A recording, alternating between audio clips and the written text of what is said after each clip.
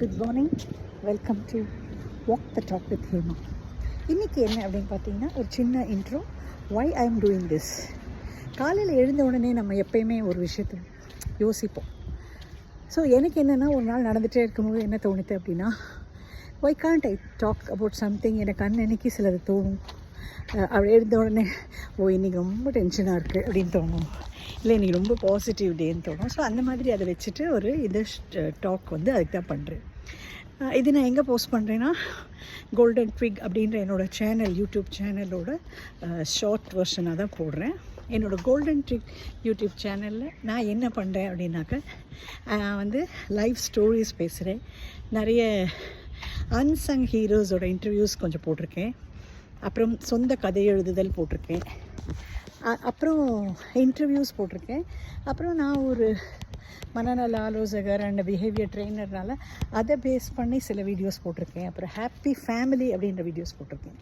So அந்த சீரீஸில் வரும்போது எனக்கு வந்து உங்களோட டெய்லி தொடர்பில் இருக்கிறது வந்து இது ஒரு ஈஸியான வேயாக இருக்குது. ஷார்ட் கண்டென்ட் க்ரியேட் பண்ணிவிட்டு உங்களோட ஷேர் பண்ணும்போது என்ன ஆகுது அப்படின்னா, ஒரு சாட்டிஸ்ஃபேக்ஷன் வருது.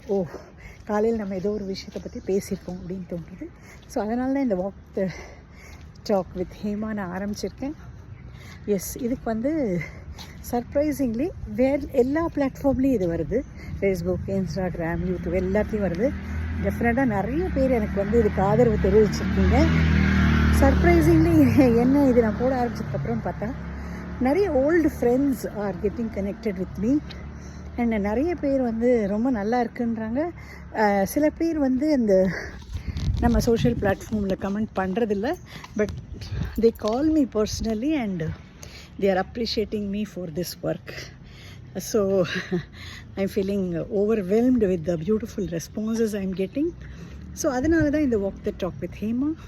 என்னோடய இந்த walk the talk with Hema பார்க்காதவங்க கண்டிப்பாக என்னோடய நிறைய இப்போ தான் ஆரம்பிச்சிருக்கேன். ஜஸ்ட் மேபி 10 or 11 எபிசோட்ஸ் தான் வந்திருக்கு.